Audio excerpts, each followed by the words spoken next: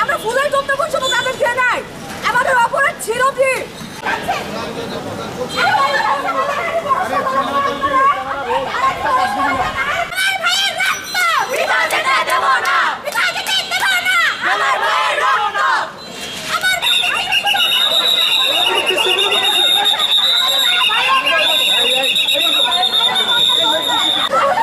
রাষ্ট্রের অধিকার আছে তো, প্রতিবাদ করার অধিকার আছে,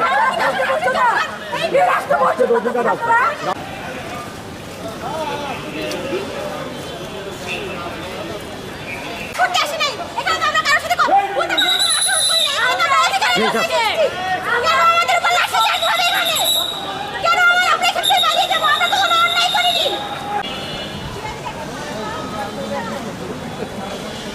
আমরা তো সব দৌড়াদৌড়ি করছি।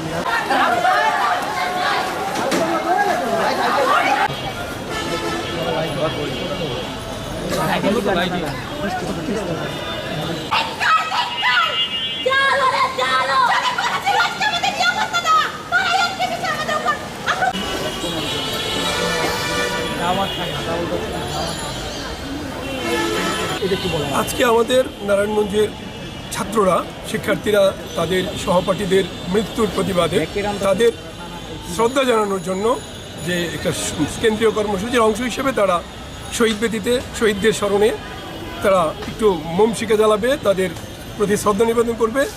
খুবই শান্তিপূর্ণ একটি কর্মসূচি ছিল।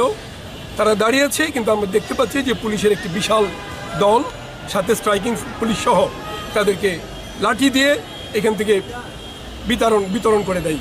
এটা আমরা মনে করি, তাদের কাছে আমরা বারবার অনুরোধ করেছি যে তারা আমাদের সন্তান, তাদের সহপাঠীদের স্মরণে তারা একটু মোম শিখা প্রজ্বলন করবে, তাদের শ্রদ্ধা নিবেদন করবে। এটা তাদের গণতান্ত্রিক অধিকার।